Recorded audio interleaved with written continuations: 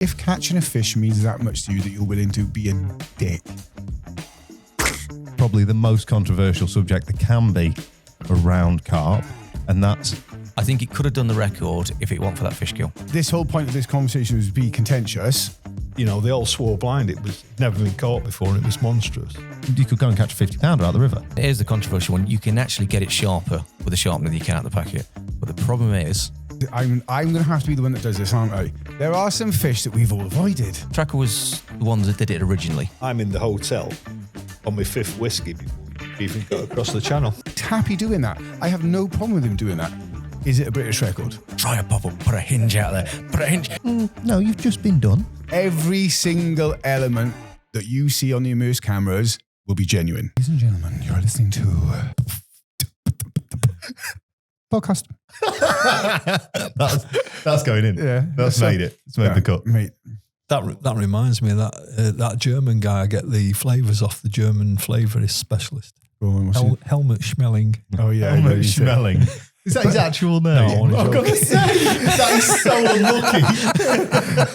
Hey, think about it. Fanny Schmeller is a professional skier. Yeah. Wow. Yeah. Bradley Walsh was in Bradley bits, Walsh wasn't is he? hilarious. But I love the fact that not only is it hilarious, but he's a flavour specialist and he'd be called Schmeling. Schmeling and stinking. People are named after their careers. I mean, it's not from like 100,000 years. Yeah. Where does Flewin come from, do you know? Yeah, I do actually. Go on. It means follower and John means good. So I'm a follower of good. Oh, yeah. Or a good follower. Or a good follower. He's good at following people into a swim, aren't you, boy? Mate, yeah, do you know what? When you brought that up earlier. What about sheeping? Yeah. It's the worst thing you can do, but it's also the stupidest thing you can't do. I agree. I spent all spring avoiding a swim because you didn't want to sheep it up. End up going in there and having like 15 in a night. Imagine going, right, so what I'm going to do is I'm going to pay £1,000 and I'm going to avoid the fish as best I can. It's a good point. If they're in there and they're bapping out everywhere, then I just think it's suicide. Like we've had it at Farriers, people go, I won't go in behind you, mate, because you've had a few. I went, 100%. I'd go back in behind myself if I had if I had a choice. If I had a choice, I'd go, it doesn't sheep. It's the old thing about pre-baiting. When people pre-bait a water. Yeah, that's very different. It's like, okay, if you pre-bait a little corner, out the way, don't get fish very often, fine. You pre-bait a main swim, that's fair game. That's fair game. I think it's a funny old one though, because I'm very much, if you're pre-baiting a swim and it's the right place, right syndicate, you should avoid each other. Yes. Busy syndicates though, and like you say, I've had it on where I'm on people baiting like open water main swims. Yeah, you can't in the spot everyone. If you've gone at 10 wraps and everyone else fishes 30, great. If someone starts dropping in there at 10 wraps, they're being a dick, aren't they? But if you're baiting the spot and then you get angry, Frank is furious about all this conversation. But at the same time, I've had the short end of the stick with lakes if I paid the same amount of money as everyone else, you can't create a sub rule. No, see, I did it my first year on the car park. Everyone had their swims. And I got Yateley Car Park. Oh, yeah, the Yateley Car Park. I did a thing on there once. Did you catch anything? Yeah, I did actually, yeah. Pictures? I can bring some up. I had... Lovely tent. It was, I'll be honest, there was one original left and it died in my first year, but I had I think it died in your arms. Died in my arms tonight. But my first season, I got stuck in waiting mans because everyone else had their pegs from the year before. I spent the season blanking. Yeah, so then my second year, I got in a swim in the spring then. And I had the chair for that year, and I had a great year. That would bore the living crap out of me. I got really good at blanking. If catching a fish means that much to you that you're willing to be a dick. Trakker Talk, a carp fishing podcast. Welcome back to Trakker Talk, episode 3. Around the table this week, we have got your regulars at Betteridge, Frank Warwick, John Flewin, and myself, Adam Johnston. How are we doing, boys? Do you enjoy the intro? I always do like... You want to wait? Yeah. Or do one of those football ones you go... Yeah, you need to do the pause and spinning. On the spin. Yeah. Where did that come from? That's a bonus off the swivel chair. We could do that for the next one. I can't, because if I swivel too far, the mic stops. to be fair, these chairs as well, when you swivel, go up and down, so you're just going to get taller or shorter. Oh, yeah. I didn't know that. Yeah, that's why yours has been spun so much, to try and get you level with the rest of us. Okay. We're a bit do a bit higher than this. Yeah. No, you can go much higher, to be fair, if you wanted to. So we went for the spinny chairs, but not the comfortable ones. No, we had to get ones without wheels because we didn't trust that you wouldn't scoot around. Plus, you don't want to sit there looking like you're falling asleep, do you? No. I feel like after that Subway, to be fair. we have we filmed 2 podcasts in a day. We won't hide anything from that. We've had a very heavy lunch, a foot long of bread and meters. Right, moving on. Yeah, written us well and truly off. So there's not generally much to catch up on, obviously, since the last podcast. But we have got a really, really good topic for this week's episode. It's going to be controversial. I feel like there's going to be a few different opinions. John Flewin, after speaking to you on the phone about it. I have no opinion. I'm going to open this straight out. I'm going to open to Ed first. It has to go always to Ed first. But here we go. Interjections are very much welcomed. And it's going to be probably the most controversial subject there can be around Carp. And that's, do you see the British record getting beaten soon? What's your prediction of where it might come from? The lake and the fish, because obviously here we've got, there's quite a few. There's a good few fish at the moment that are getting towards record sizes. There's a few, yeah, from very different backgrounds. Let's say, yeah, 100%. Yeah, there's a lot of fish knocking on the door when you sort of look at it. The amount of 60s in the country now it's ridiculous. When you go back 20 years, there's probably more 60s. Well, there definitely is more 60s now than what there was 50s 20 years ago. Yeah, crazy number now. They seem to pop up all over the place, don't they? Yeah, it's daft. When I was thinking the other day, what's my biggest fish? My biggest fish is probably, in terms of when I caught it, was the mother at 47, 20 odd years ago. Because a 47, 20 years ago is like a low 60. Giant. Yeah, it's a giant, mate. Yeah. So that's how much time's moved in the last few years. But yeah, that record's got to get close to getting broken. What is the actual record? 68-1. 68-1. I mean, there's been a very close one last year. Ounces, wasn't it? Well, I was talking to Dean Fletcher, who's got the British record. Yeah. So this is my last session on Welly before my ticket ran out, and we got chatting and talking for a while. In fact, I was supposed to be at a shoot with you two guys. Manor. So I ended up getting chatting to Dean, and then as we was chatting, I ended up being there an extra 15 minutes longer than what I should have been, and I had a 46, which is my last fish from Welly, which was great. But while I was chatting to Dean, we were talking about British record. I said, mate, it's getting close to your record now. He's like, yeah, that waterside fish came out at 68 on the nose. And it's like, that's only 1 ounce. He says, yeah, I'd read-weight that again. So what he was. And he knows it's going pretty soon. Yeah. He had the parrot from Wasing, obviously. Yeah. Was it 6 years ago, 7 years ago? It's a while ago. It's a while ago now. Yeah. Didn't that Wingham fish? Yeah, the Wingham fish is the biggest. I don't want to go into proper and non-proper, but the biggest one that's grown on, in the lake from, day dot. And that was 83, 84, something like that. Yeah. It was obviously one very well. I've had, looks like it had dropsy to me. I've had koi with dropsy and they just blow it with water. That by rights, they could have claimed that. Let's face facts, it's not the first record claim that wasn't. No, I mean, spawn-bound big uns has been a previous records in the past, hasn't it, at the end of the day? That Roddy Porter fish that Alex White had afterwards from Mid-North. Yeah. I mean, that was a 36 that went to 53, 54. Yeah, I mean, that was ridiculous. As much as it's an unwell fish, at the end of the day, it's still the British record. It's the record. It's the biggest carp that was caught on modern line. That's an English true blue carp. Yeah, that's it. At the end of the day, wasn't it? But I understand obviously why the captors didn't want to. Yeah. Didn't want to have that stipulation because no matter what, people are going to say something, aren't they? Yeah, there's a lot of controversy about the British record now with a few claims being turned down from various places because the fish have been allegedly stocked at sort of much bigger weights. This fish gone into waters over the British record weight, and then when they've come out, they've been below the British record weight. So to my mind, something like that probably shouldn't count because if you put a fish in there, you grow a fish onto British record weights and then put it in and expect someone to catch it. It's not. It's a bit plastic, isn't it? It's still a stocky. It's not my idea of what a British record should be. Mary, that was a proper British record. Grew from God knows how big to whatever what it was. it was. Yeah, Yeah, mainly on natural food, to be fair. But yeah, there's a lot of fish coming through now that could beat it. We've mentioned the waterside common, 1 ounce below. Yeah, absolutely giant carp as well. It is. Appeared out of nowhere, but a very big carp. I've been down there to do some filming. It's a weird lake to I've never been. be on. It's tiny. It's not big, is it? No, it's a long rectangular lake with a little island down one end and some snaggy areas. The rest of it's, I'll be honest, quite match lakey looking. Right. Nice, neat rolling grass bank. Like you'd expect to turn up there and be catching doubles. Right. And it's an exclusive venue though, isn't it? It is It's exclusive. It's bookable, yeah. It's an exclusive booking venue. That's the good thing, really. It's bookable. Anybody can fish it. Because this is what I was See, gonna this gets me with that bookable though. Because, it's exclusive. It's completely bookable. However, try and get a week on there.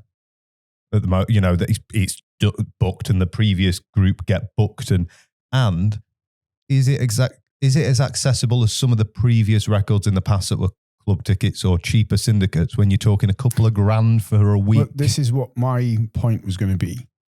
Is it got to be an accessible fish? Because could someone have a British record in their garden pond?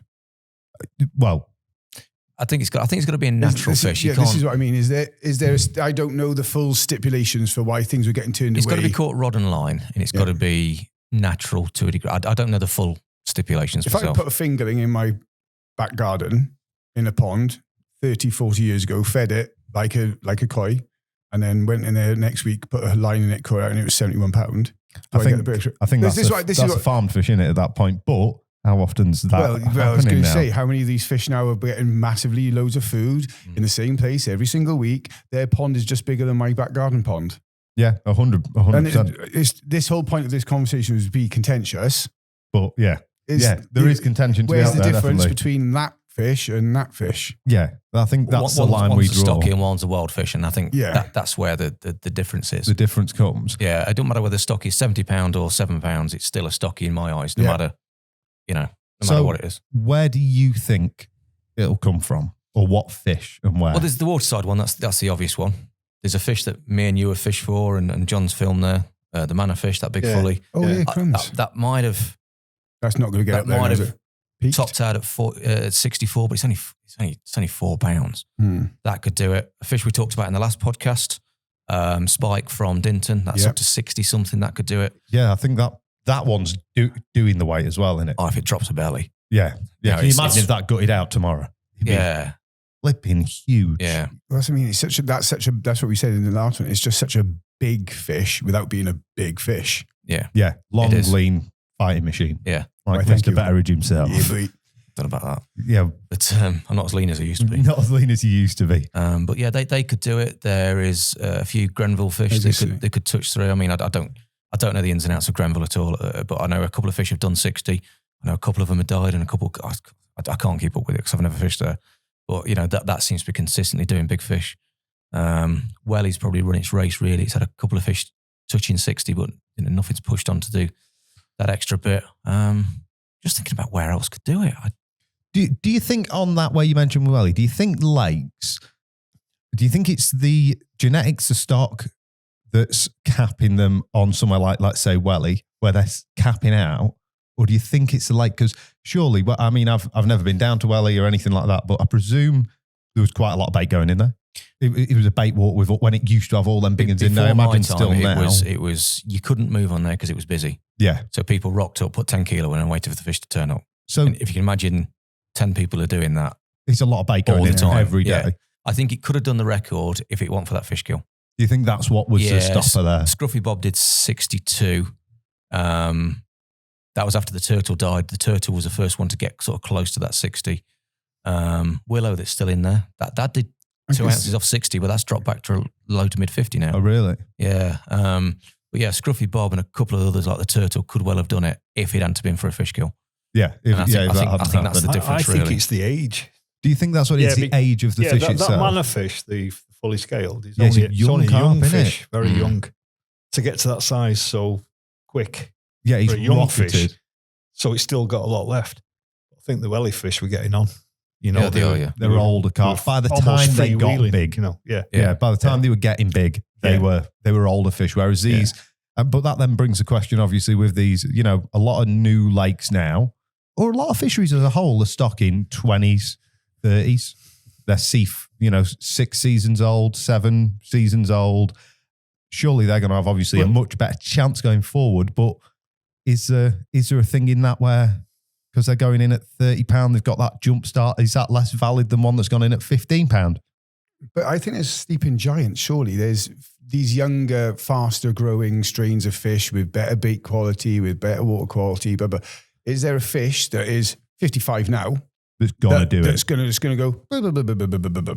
Yeah, maybe a couple of others die. Whilst these older, bigger fish are suggestively getting to a cap weight, as we said, is there a 55 in the country that's putting on £7-8 a year, that's being looked after, fed well, that's piling it on? Yeah, it's going to come. I think it's going to come. It's imminent. That's my view. Is I think it will come out of nowhere.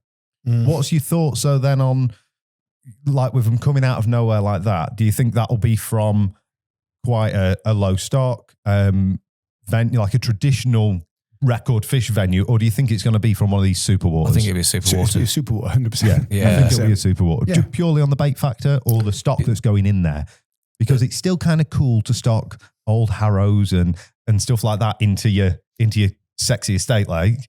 It's not, you're not going buying a load of Simos or a load of Croat crosses or for that venue, are you? So do you think it's the venues that are capping it, or do you think it's just sheer amount of food? Well, then all of a sudden, then it becomes, is that a British record? Yeah. If you're looking at wild lakes, I know a lake down in, let's say, Reading Way.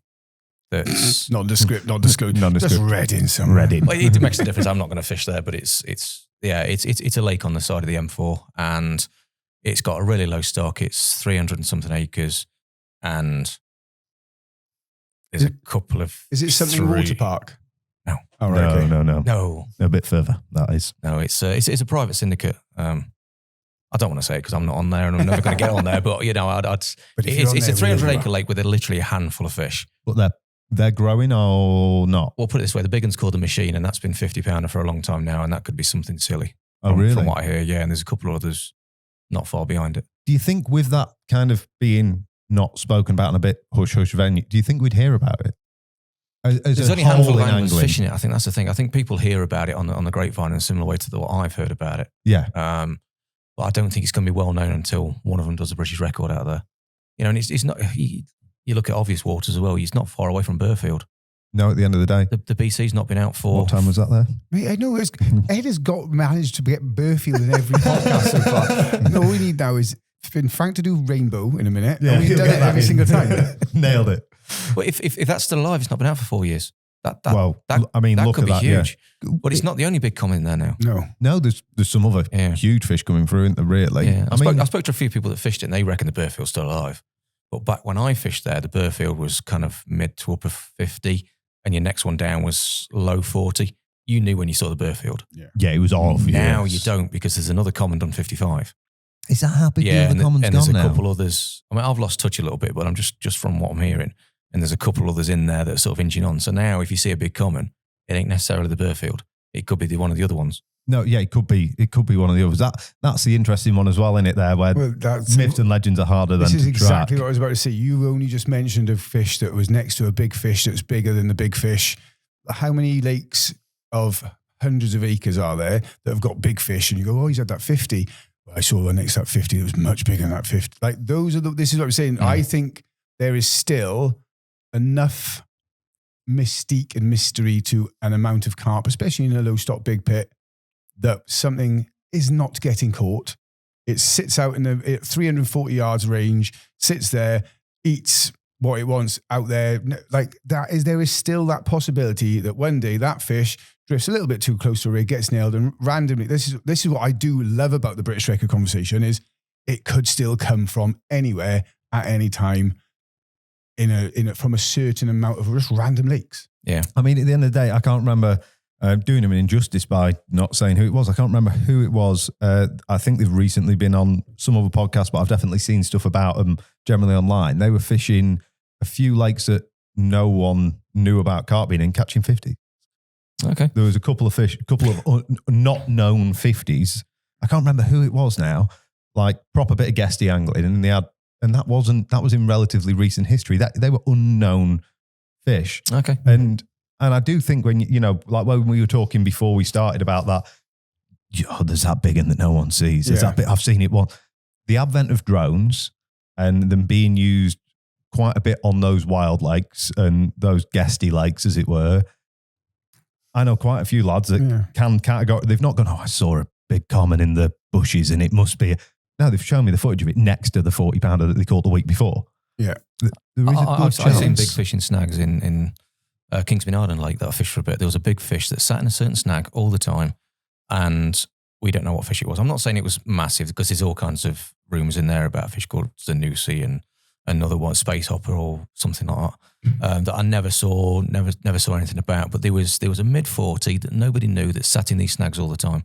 And I'd seen it loads, other people had seen it loads, and we actually got a GoPro in and filmed it, showed all the bailiffs, nobody had a clue which fish it was. Really? Yeah. Just a random surprise. And that's what I mean. I'll dig out the footage so we can put it in this podcast. But there was this 40 sitting there, and weird thing was we could see the deck, but the GoPro dropped a little bit, and there was a black linear sitting underneath it, like a low 30. It's like I didn't even see that one, but you can see the one higher up in the snags, and it was mid-40. It was certainly 40 plus, and it was not a known fish at all. Yeah, hiding away in there, not being caught. I mean, you've got to have come across that plenty, Frank, have you, over the years? Like lakes with, myths or legends in, or like out of nowhere big uns that have turned up out of nowhere. You've obviously fished so many places, you must have seen it. Yeah, of course. I've heard of quite a few sort of, amazing fish that have come from waters where anglers haven't really fished much. Yeah. Because the main thing is that we expect big surprise fish like that to have got bigger anglers' bait.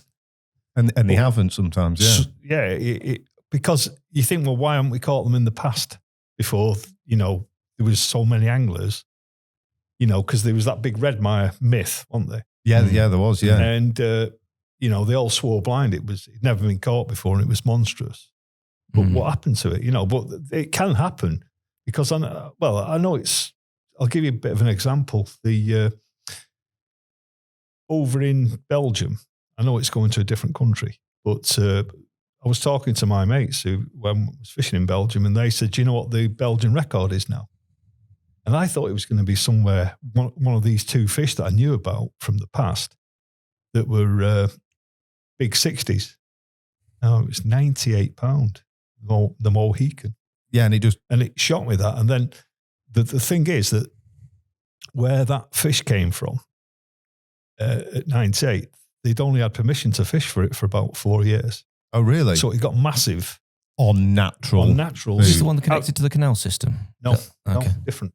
And the record common was 91 for Belgium. From Belgium as well? I didn't know there was a common Same that lake. big. Wow, so it was just a lake. So it was just, they both had little tiny mouths. The common died, unfortunately. But, it was just staggering, the sheer size of those. It shocked me. And that had happened over a space of about 10 years, from being high 60 to that. So it can suddenly happen.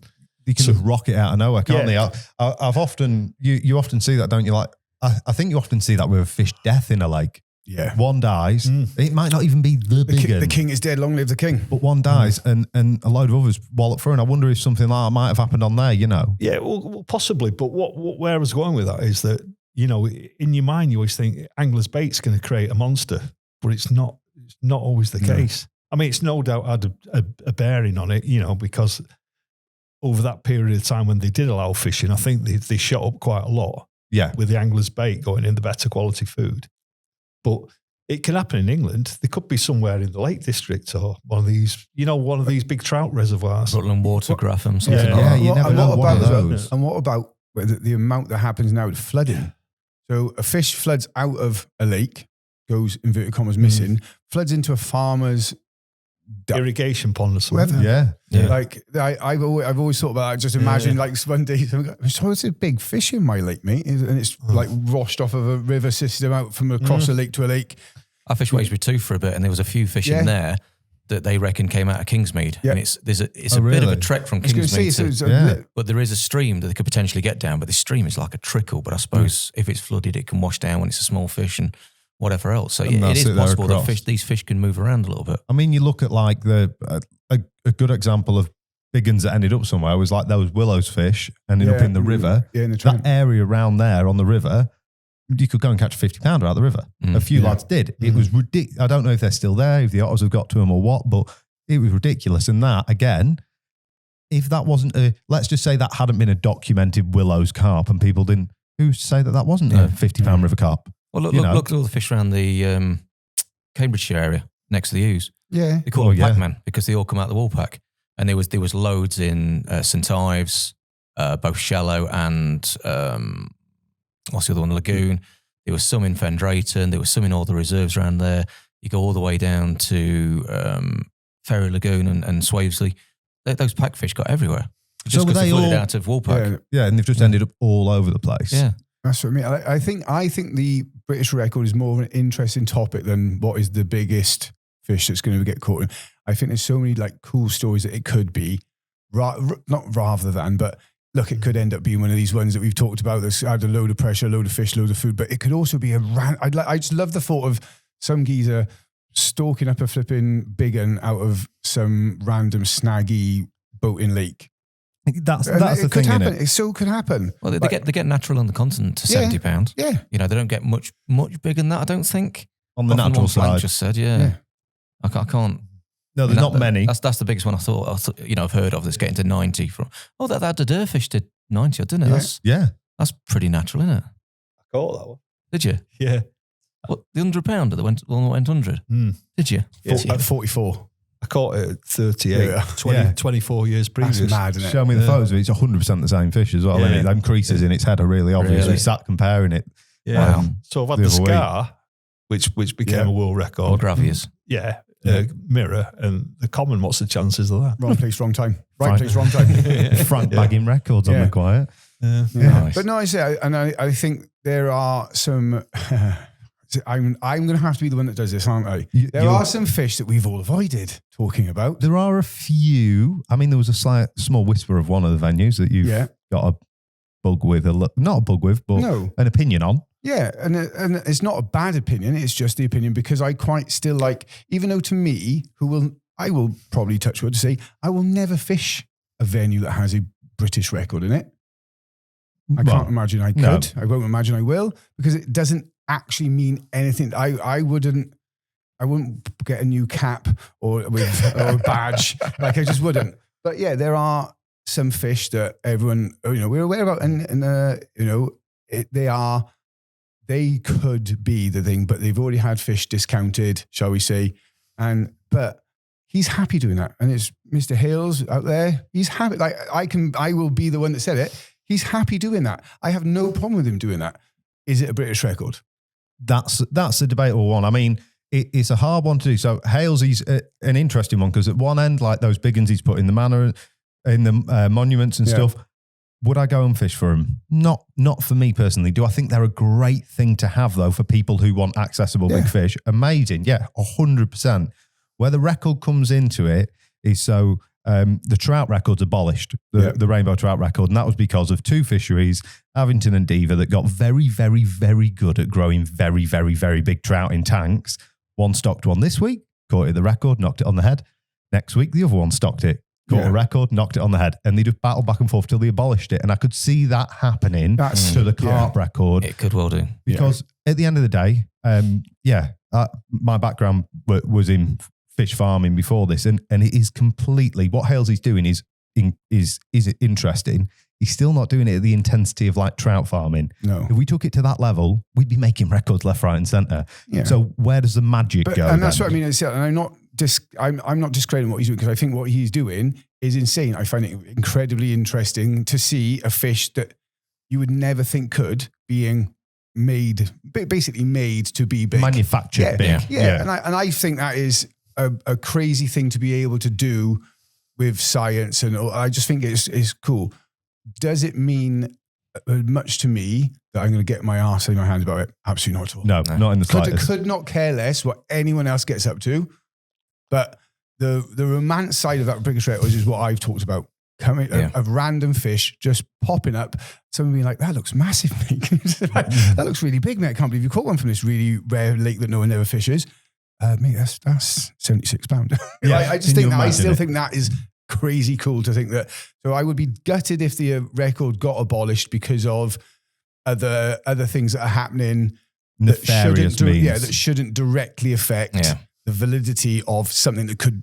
Can you imagine that happens? So it gets abolished, right? We can't have this anymore. We're going to abolish the record. And then 6 months later, that beautiful romantic story comes out. And you go, oh, well, the record don't count no more anymore. Yeah, don't count, mate. Unlucky. I just think that would be heartbreaking to happen. It would, yeah. An it would. interesting one on that. So, English carp, grown, bred, everything in England, stocked into a lake big, we're saying doesn't really count.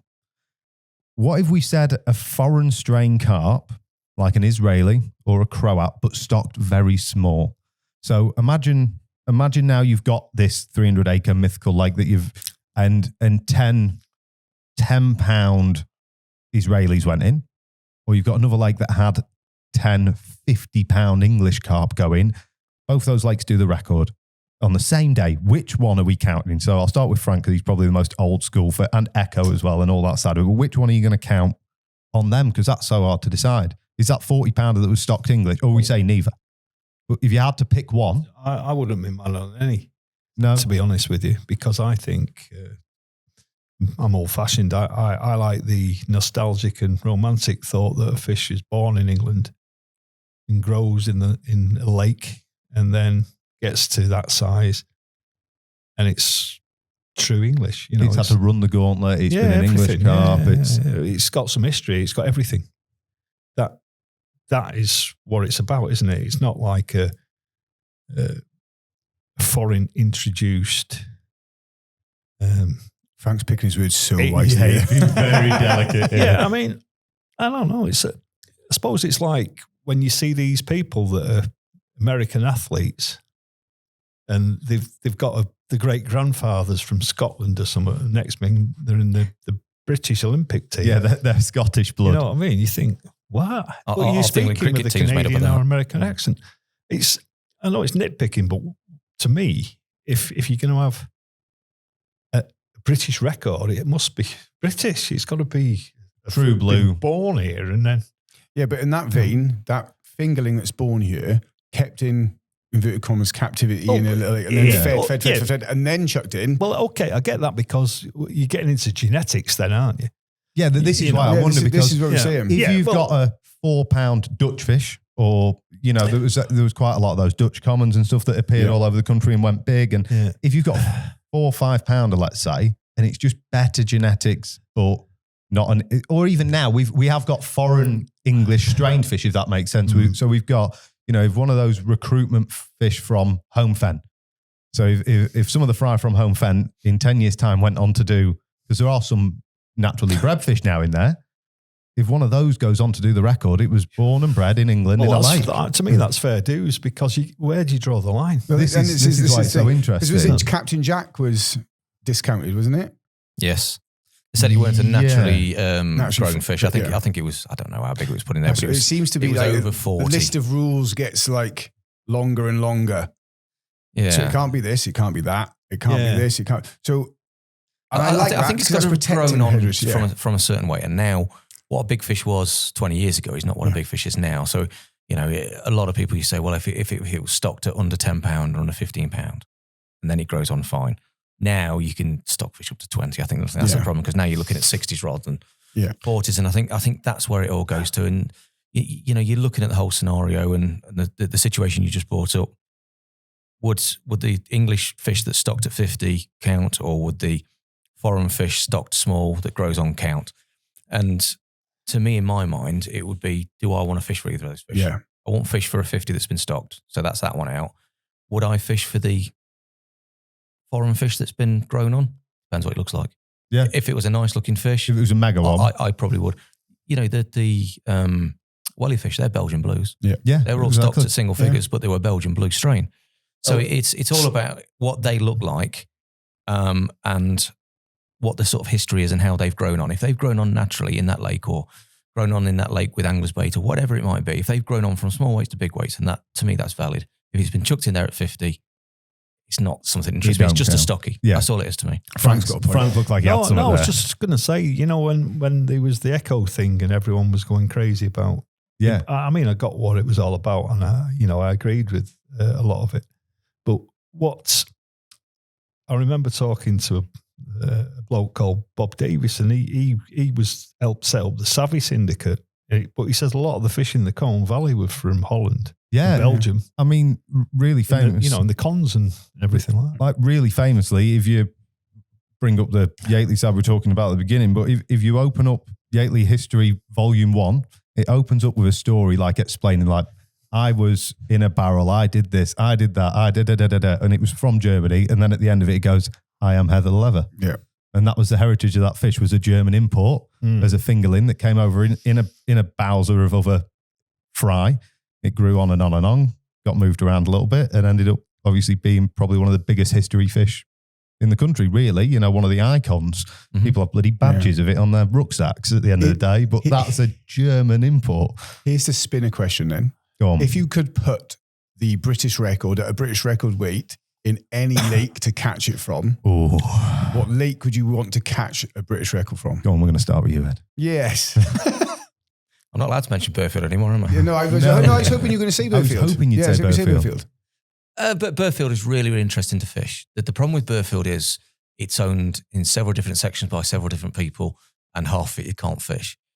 And it can be a little bit tasty down there with some of the things that I've seen. Yeah. With stuff going on. Yeah. With stuff going on, yeah. I can remember I parked my car down the Murder Lane once and went back to the car, and there's another car parked in front of it, and basically doing a drug deal on my bonnet, and I was like, oh, maybe I don't need that water, but right now. I can wait. Yeah, that can wait. So yeah, there is a little bit of a dodgy thing about Burfield, and it's but the way it's all broken up with 30 odd different islands and big stretches of open water and 90 odd acres and all these little channels and gullies make it really, really interesting. If Burfield was a private lake on private land, that'd be the lake just to retire on and just enjoy yourself the rest of your day. Yeah. We're not going to get bothered. So, you know, my two favourite lakes to ever fish were Burfield and Stoneacres for different reasons. Burfield was so interesting because it's broken up. Stoneacres was just such a nice place to spend a bit of time. So if Burfield was private, looking like it looks with the size it is and the fish it's got in it, that'd be the perfect lake forever. But when the problem is when you're looking over your shoulder, is my car going to get broken into? Yeah, see, it never was. Yeah. And because it's so broken up, you had to walk it a lot. I had to actually be able to see anything. I had to leave my kit in some dodgy places and just hope for the best. It was still there when I got back. Yeah. But yeah, so if it was a little more private, Burfield would be the perfect place to have a British record for my mind. So that'd be it. The Burfield British record carp, that'd be your iconic, the place to do it. Yes. Frank, if you don't put it in Cheshire, I'll be devastated. Frank, it needs to be in Cheshire. Sale Marina. Sale Marina, straight in Sale Water Park. You might get Roman Lakes at Barple. bit of a surprise for Bernard. Yeah, wouldn't know what's going on there, would they? No, I think, obviously I'm going to say Reedsmere. Just the thought of a British record out of Reedsmere will be incredible. Yeah, unbelievable. Just because it's so iconic, that water. For the northern contingent, it's a Mecca, isn't it? Or was a Mecca. I mean, they're getting big now. The record's £47. Don't tell people that, Frank. It's a secret. Yeah, but you wouldn't you could only not even imagine that remotely in your mind, maybe 15 years ago. Yeah, not even that really. Yeah, 10 years ago. Yeah, strange. Yeah, it would be. That would be an awesome lake to. Yeah, and the other place that's special is Tatton Park. Tatton. Yeah, that's Tatton would be that's something as well. Talking on them big ones that have grown naturally. Yeah, I was literally about to say Tatton Carp weren't no mug big fish. They were big fish, mate. They grew on from not a lot. No. Yeah, natural. I mean, mostly. Well, big ones again as well. Naturals and a little bit of poacher's bait like this fish. Yeah. You know what I mean? Like John the Woods. They got big on neglect. Yeah. That's what made them so special as well. And that's what I mean is, like, as soon as you mention somewhere like Tatton, you can flood back. You think, do you know what? It could just come out of a random nature reserve. That what's to say it doesn't? At the end of the day, and I think that's beautiful. When we look at north of England doesn't grow big carp really. Well, starting to now, but nothing like it did. But I found a carp in a res. I got told about a carp in a res up in Bolton. Never not been fished for that I knew of or anything like that. Ended up getting sent a photo of it. It was an upper 30. An upper 30 in a random reservoir on the top of a hill in Bolton. Yeah. Like, they don't grow to that up there. That's probably the biggest fish in that area. And it's a random one that's never been fished for. And like you say, it's that same thing. Can you imagine one of these random reservoirs? Mate, you want to look at Luke Kennell's video up in the mountains in Wales, mate. It's cool. just two carp in a lake. I know the lake. Like my mate caught them not so long ago and then let out the net. Sorry, Anthony. But that's just two random fish. One's a small one and one's a mid-30. Just in it. And I mean, when you say about on the top of a mountain, it's on the hill. top of a mountain. Yeah. Like, so where there's too much water in the UK that you can't get to and whatnot. Well, there's Rosthern Mere in Cheshire, and it's more than a triple SSI. It's the specialist place where they get species that you never see normally anywhere else, bird species. And everybody talks about it because it looks so incredible. So fishy, You wouldn't last 2 minutes if you tried to poach it because there's all bird hides everywhere. The police used to get permission to fish it one day a year. Oh, really? And it did pike over £30, but Liverpool University did a test net in 1980 and they got a £30 mirror out of it. There we are. That's way back when. Yeah. 1980. Yeah. So 55 years ago. Yeah, that's where kind of the 45 I was going to years. say, don't carry on. I was born in 83, Frank. The last 10 years. I'm getting my mental arithmetic suffering. At the moment, suffering. Yeah. I was just too busy thinking about the actual when you think those event, fish that do stuff like that are ridiculous, aren't they? Well, that particular water has got freshwater smelt in it from the Ice Age. Really? Yeah, there's only a few waters in Wales, and that's the only one in England with them in. I believe, because it was landlocked at the end of the Ice Age, but they're in there, freshwater smelt. So it's super, really unique. Yeah, unique. Yeah. Freshwater smelt. Freshwater smelt. Sure, I got the freshwater smelt. From you doing your silly accent to the serious question, your lake to pick for the British record to be in? I'm going to be boring. I'm going to say Burfield. I'm Are you not going to say fished it, Burfield? walked around it. To me, that is what a carp lake. Yes, I get this family on that bank and that. Yeah. And I think Burfield is possibly one of the carpiest lakes in the entire world. However, as I once said to Mr. Ellis when we walked around there, if you promised me that I would catch this fish, but I could only fish here for the next 5 years and go through this, so I can keep it. Like, really? Oh yeah, mate. It's just, I'm not that guy. I think it is one of the carpiest lakes in the world. It is so cool, steeped in history. The fish are great. I like all, but I ain't got the time to dedicate to a place like that. Nah. It's not the effort. I'd put all the effort in. I ain't got the time to get, because that's what you've got to do. And as you know, you've got a balls out on it. But if I could put a British record, that's a proper British record, into any lake, 100% Burfield. You pick Burfield. 100% Yeah. Burfield. Well, Laney thought he was going to retire on there and caught it within 2 years. Yeah. So that's Laney Techers, though, innit? That doesn't really count. Yeah. Mastered it out quick. Cheers. I think you have missed the obvious, like the one lake in Britain to go put a record in. You have to pick the biggest lake in Britain. You're talking about limited access to banks. Most of Windermere is privately owned. It's stupidly deep.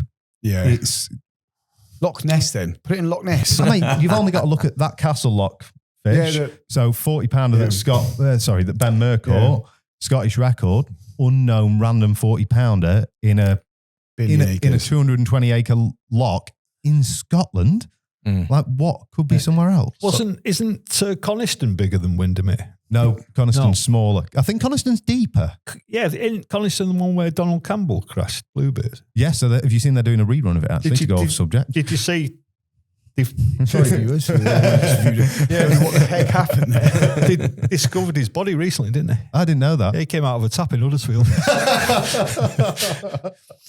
But yeah, I think one of those big, I mean, even when you drive, what's the massive one that I say massive, the big old lake that you drive over when you're going across the country from here over Snake Pass and that? There's all Lady Bower and the other one that's further down. I can't think what they are now. But I think it's going to be warmer waters that do it. So further down south, less high up. Yeah. To bring one up, what's the one at Oakham? I mentioned it, Rutland Water. Rutland. Yeah. Can you imagine what there was could a be in carp Rutland? farm there Yeah. before they flooded the valley. Yeah. There's got to be And the some rumours big ones is in that there. all those fish weren't removed from that carp farm. Oh, really? So there is rumour that... there's definitely carp in there. It wasn't escapees. They were the ones from when it flooded. Yeah. Right. My mate, he's a fly angler. He's in the England team and everything, and he's the one of the experts on there that does tuitions. He's a carp angler now and again. You know, he's caught them in the past over 30 and that. He said he's seen some absolute monsters in there. Is he really? It really wouldn't surprise me, you know. What's the Midland? Blithfield? Yeah, Blithfield. Blithfield. Yeah, I've fished Blithfield. I've seen some photos of carp with that aren't from Blithfield allegedly, but they've got the bridge in the background that runs across it, and they're big fish. I've seen a few photos of some very big fish that have clearly been guested from there. I know a lot about that. A lot of them are what were used in the past illegally as live baits, and they've escaped. Yeah. This is where the Scottish ones came from. They reckon a lot of those Scottish ones, like I say, Lomond's meant to have them in. Sorry, it's Lomond, not Ness that's got them in. So Loch Lomond's got carp in it. They were pike anglers' baits from back in the day when people used to take wheelie bins. So we can all agree the romance of the British record is still fervently... No, home fen. No. I mean, it would be, as in we all It'd be lovely. still love the romance of a British record. That's it's the not important aspect. Because there is a very much, there will be a listenership to this that will be going, let's get rid of it. Doesn't matter. Yeah, bin it off. No, I'd like to keep it, but it needs to be the right fish. Yeah, but there is still a romance to there being a British record. If it's just about weight, you could have a caveat underneath and say it was imported at £25 or this, that, and the I other. think that's what it is now. I think it is and stuff like that. Weight £70 minus £30 is imported at is it's not quite that. Maybe have a record of the weight it's grown on in a lake. Yeah. What carp has grown on the most is that not in the a lake? Stipulation now, isn't it? It's got to be a certain percentage of its, something like that. Yeah, body weight has got to be UK. Which makes sense. If it's become, but this is what annoys me about it is because of what we're doing as anglers and what we're doing as fishing. We're now creating caveat after caveat where it used to be the biggest fish caught and rod and line in the UK. Yeah, now we're having to add dimensions in to ensure that it's kept true and proper. I think captivity's got something to do with it as well. If it's kept in captivity, you know, again, it's what Rob Hales is doing, which I find really interesting from a koi point of view. You know, trying to, because that's what I do. I've got a koi pond at home, and I'm trying to grow koi as big as I can possibly get them, and to keep the right shape and not get a big belly and whatever else. But he's just trying to grow them big. Yeah, I know Craig, who's built his filtration system for him, and my filtration's similar to his, but on a lower scale. In fact, the whole pond's on a lower scale. But it's not as easy as you think to grow fish to those sort of sizes, because when you're in a pond, an artificial pond with filtration system, you're on a knife edge. You are, certainly feeding them the maximum amount of bait, but as soon as you spike the filters and the nitrates and the ammonia and bacterials, as soon as that spikes, you're in trouble. So you've got to keep it the perfect temperature, the perfect amount of food, but not spiking it and not causing or any sort of oxygen issues and bacterial issues and things like that. Even water turnover, to be fair, of water changing. So you end up with hormonal loading in the water and stuff that mine was sulking the other day, and it's because I haven't done a water change. It's because you've not done a water change. No, because I've been too busy swanning around everywhere. The missus has been, doing the odd filter change, and I'd not done a filter change for a week, whereas normally do it a double change at the weekend and double change midweek. I've not done the midweek one. Not done it. And one was on the floor, cramp like this. It's like, what's up with that kit? And I looked Betteridge used to bunny. No. It's my fault, because she'd been doing it while I was away. Then I was at home, but I'd been that busy doing one thing or another. I forgot to do it, and I was out the rhythm because I hadn't been doing it. And then when I come to it, it's like, has the temperature dropped? And the temperature hadn't dropped. And I was like, what's up with him? So, I haven't done the filters. I haven't done that. So all this crappy water's going back through. And that's what I said. I won't knock Rob for it, because I think it's insane, because he's got the money, the ability to do it. And the want, and the passion. Because it is a passion. Because what he's doing, when I watch those videos, is there's a passion to doing that. Yeah. Would I want to see it flopped into a lake and be caught? No, I wouldn't. As soon as it puts it in a lake, I've lost all interest in the project. That's what I mean. That's exactly what I was about to say. That is an interesting project until it gets put in a retainer and flopped into a lake.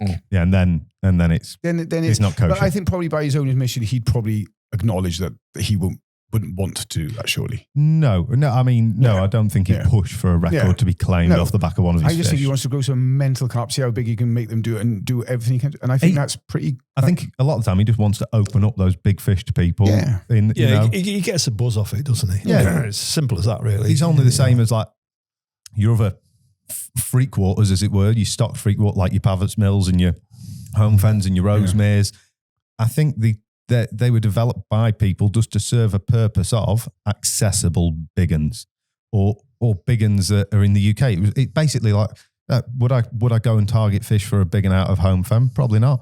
Would I go for a cheap week compared to a France week? Yeah. And class it like French carping on a pay lake? Well, I wouldn't, but to me, it's in the old days, you worked your way up. You caught your first double, you caught your first 20, you caught your first mid-20, you caught your first 30 and whatever else. Now you can go straight to catching a big one. So it's cheapened the record and it's cheapened the sort of big fish scene to a degree by everything that's happening. So I don't particularly like it. I like it was back in the old days, back in the 90s when you had a handful of big fish in the country and they're all known big fish. And that's what I like. But I'm old. That wasn't what I was going to say. That wasn't what I was going to say. You can't put the genie back in the bottle. Well, no, but I do think that it's interesting that we're all sat and we all agree that there is still a romance.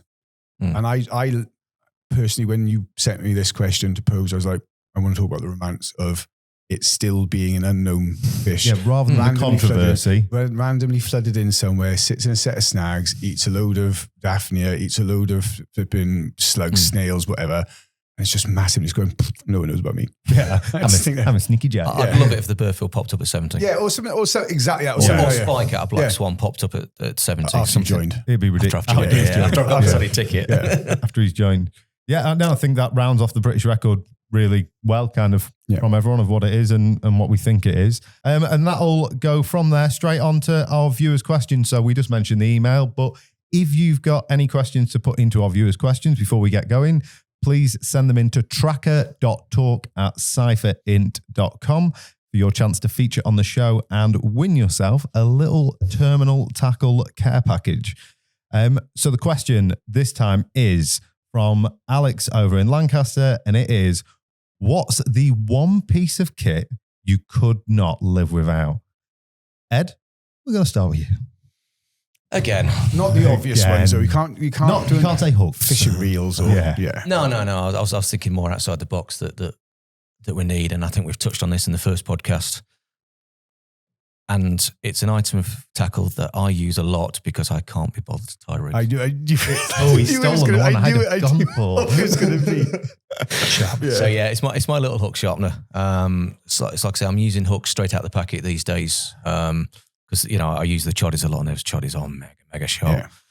So they don't really need nipping up out the packet, but I can't be bothered to redo the rig if it's dinked on a stone on the way in, or it's just gone a bit blunt when it's in the water. I've caught fish on it. I'd rather just nip it up a little bit, get it as sharp as it is out of the packet, put a bit of Vaseline on or put a bit of preservative on to stop it rusting, and it's back out again. And I've not got to spend 5-10 minutes tying up a new rig, messing around with it. It's literally nip it back up, look at it, that's all right.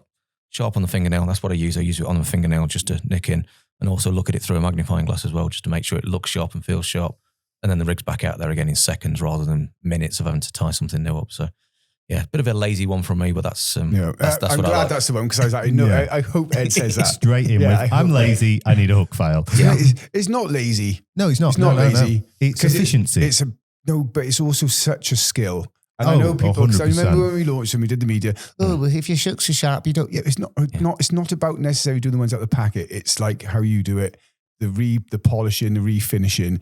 It's an art. Yeah. And I don't care. There's too many big fish anglers talk about hook sharpening for hook sharpening. So it's not a lazy way out. It is the extra percent. 100%. It is a controversial one. You can actually get it sharper with a sharpener than you can out the packet. But the problem is you make that point so weak. Yeah. So delicate. If you're on gravel, if you've got loads of little fish and, watching some underwater footage and watching some things, when a roach is just pecking at the bait or a small fish are rejecting it, that point can go over so easy if it's sharpened. If it's sharpened to an inch of its life, it can go easy. And sometimes there's that fine line between how sharp do I want this? Is it going on soft silt? Is there next to nothing here but carp?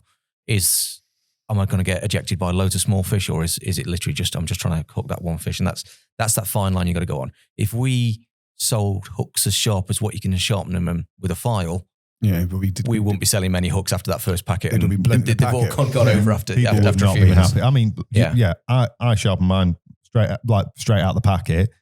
I think I'm tying the rigs. Yeah, it's so easy done. Yeah, they're so delicate, like you say, when you get them to that point. So you're right. You could never. they're bloody sharp out of a packet. Modern hooks now are sharp out of a packet. Yeah. I mean, yeah, like our straight points, I think are crazy, crazy sharp. They are mega sharp, but I can't sharpen too much on the water I'm on at the minute because they rust very quickly. They go quick, and you do see it, they don't you? dink over, so I've got to use them straight out of the packet. So that's my one thing for me, the hook sharpener. Mr. Warwick, one item of tackle. But it's not an item of tackle. Okay, one item that Because- one bit of kit then, yeah. I mean, if you call it an item of tackle, we're going to need a reel or a rod, Yeah. hook. It's this, a mobile phone. I've got the weather. It's my mobile computer. I can take all the photos I want on it. I can zoom in on my hooks once I've sharpened them with the close in. with a like magnifier up, Yeah. Even in the dark, turn the light on and everything, which you can't just with the magnifier. It's got everything I need. And as I say, I'm checking the weather, air pressure, everything. And it's without that, I'd be stressed. Yeah, And that's what it's become because most of us are the same. Without realising it, that's part of your life now. you're attached to it, aren't You're you? attached to it. And as I say, I don't even use a camera anymore. I've got fantastic Canon cameras and everything.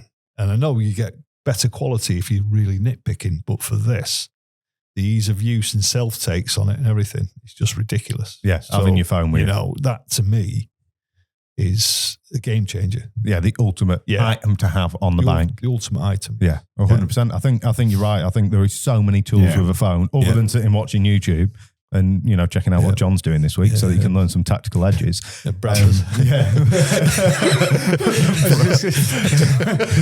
Still be watching me direct on my feed. A whole different part of Look at his history. But yeah, there's so much stuff.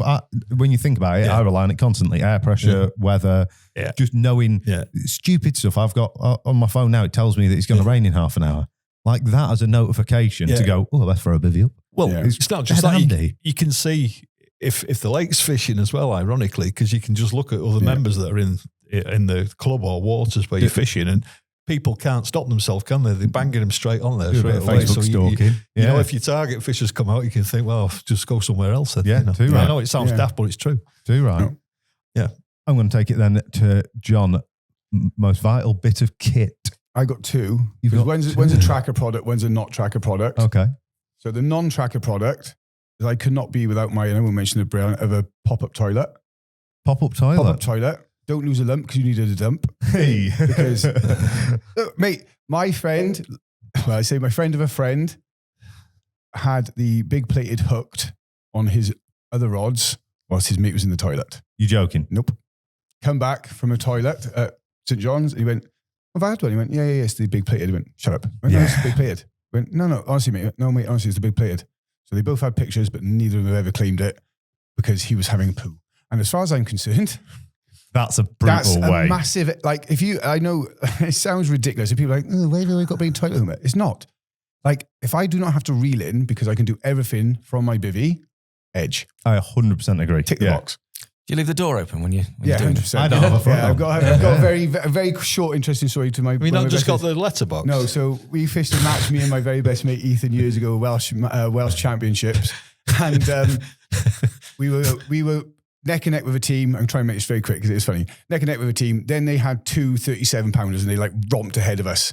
I've gone to my mate. We do not sleep until he catches up. So anyway, so he's like, we've caught up. We're getting close. We caught back up with him a little bit, and he's like, mate, I'm knackered. I said, right, have an hour's kip. Anyway, he said he's woken up to me on the phone hearing a noise and he's opened his eyes. I'm sat on directly in front of his bivvy door. He said, why are you doing? I said, mate, I'm on all six rods, mate, chill out. So yeah, but I whenever that's that. And it sounds really controversial, silly, but it's not what you'd call a fundamental piece of tackle. But you need So one. if everybody goes around to see John, make sure you say hello before you walk around the front of the bivvy. Yeah. And don't shake his hand. Cough or gravel. Kick the gravel massively. And the other one is a barrow. And it might seem really ridiculous and overlooked, but I can tell you one thing. Good choice. You've got to be on it, got to have a barrow. Yeah, 100%. Not on the last 2 or 3 lakes I've fished. Or a van. Just drive around. Just drive around. But I Park think in the swim. I think it's completely overlooked how important that is. A mobile tackle box, it's everything you need. It can get you where you need to be quicker than the guy next to you. I think a barrow, I couldn't be without a barrow. There's two bits with the barrows. That number one, I see on the lake I'm fishing now has got day tickets round it. I see a lot of people without barrows doing 4 or 5 laps. no. And don't get me wrong, we do some barrows that are quite expensive. We do a relatively cheap barrow. You could buy a barrow for 50 quid. Probably buy a second-hand one for 30, 40 quid on Facebook. It's amazing how many people just don't I think consider people how important that haven't music used is. one and don't realise how many more carp it catches you in reality.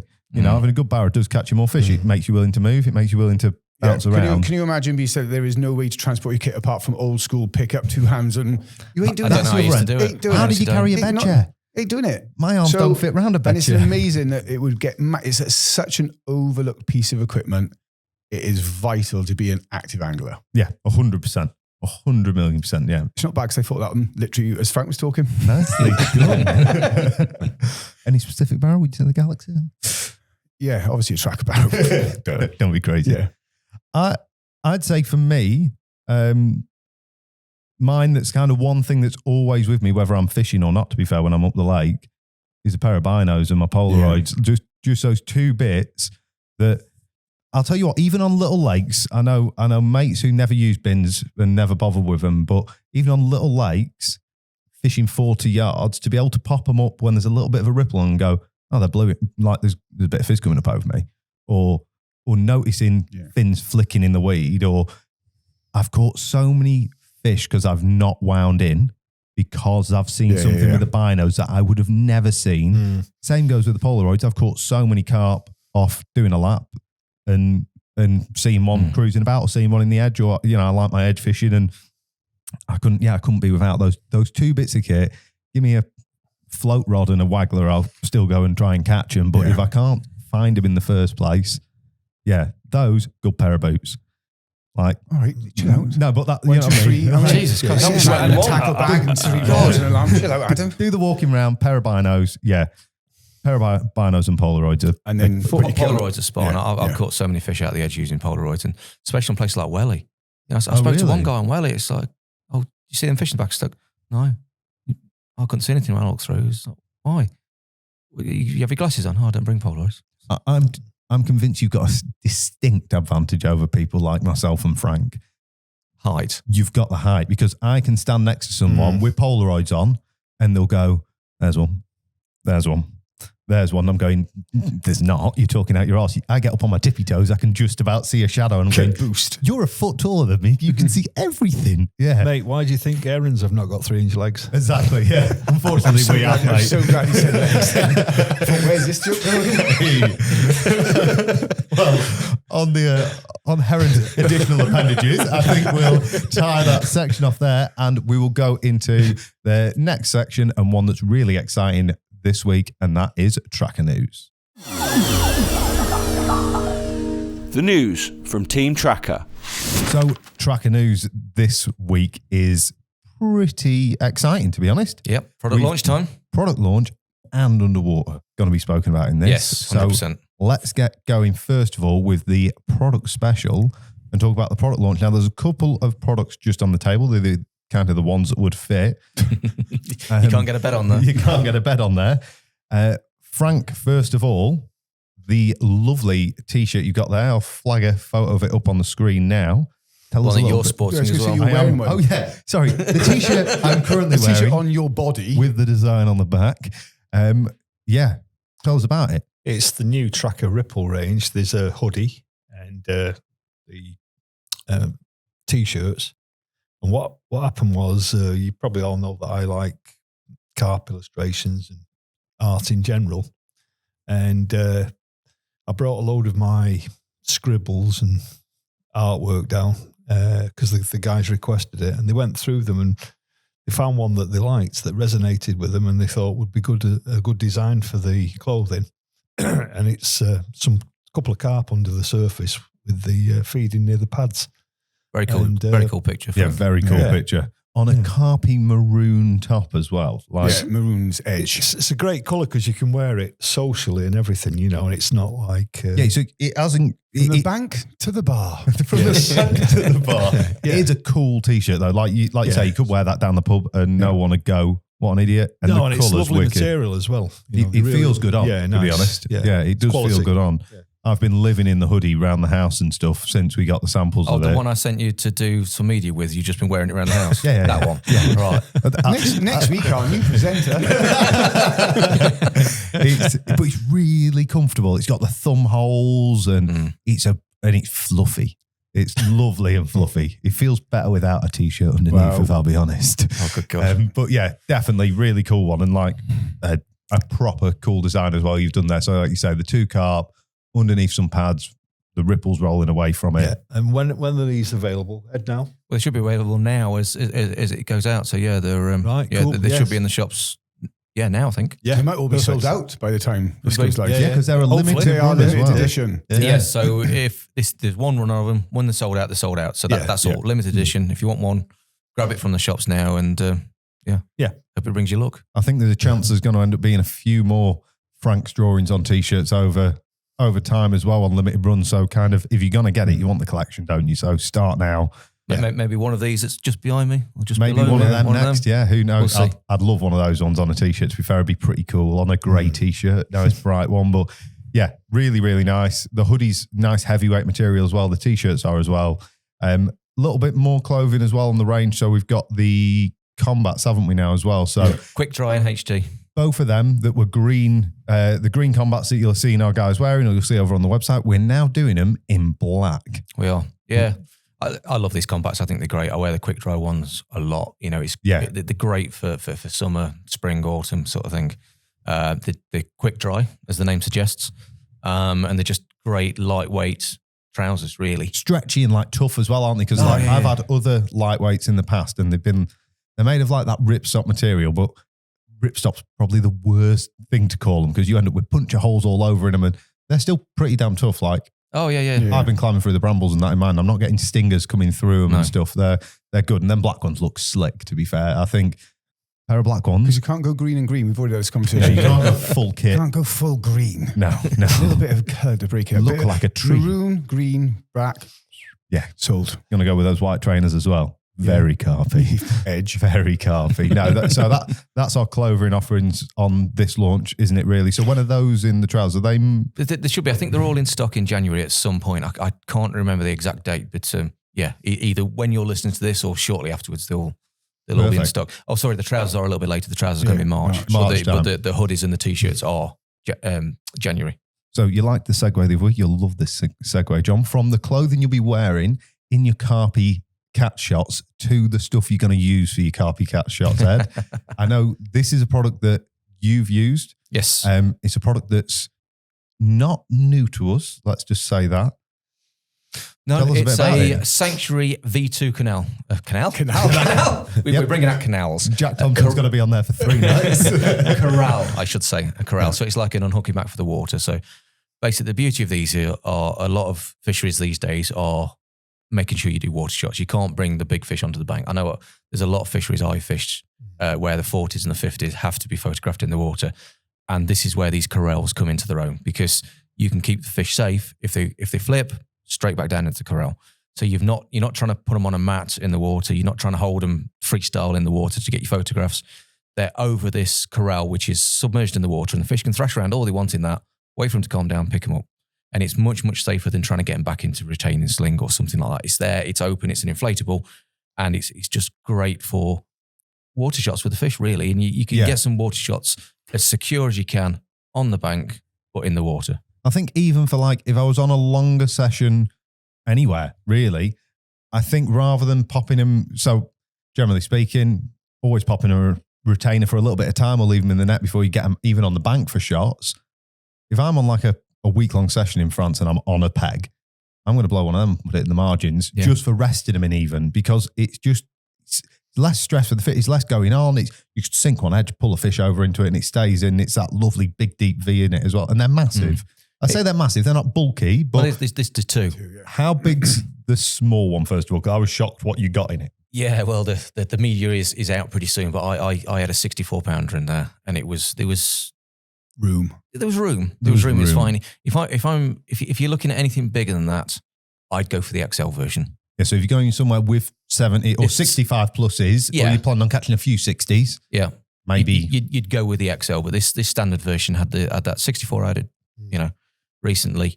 and it fitted in there absolutely perfectly fine. So no, they can handle very, very big fish. Yeah, I think we've all done it before. We've tried to do a water shot, and the fish has done one and disappeared. I heard that grunt from John. He's had it. Mate, it is to say, I filmed when they were using him. In fact, mate, it's such a handy piece of kit that to have in the van if you need it. Didn't you use one, John, in France? Moving on. The one thing worth mentioning with them as well is I know obviously there's a few companies doing them now. Ours is called the V2 for a reason.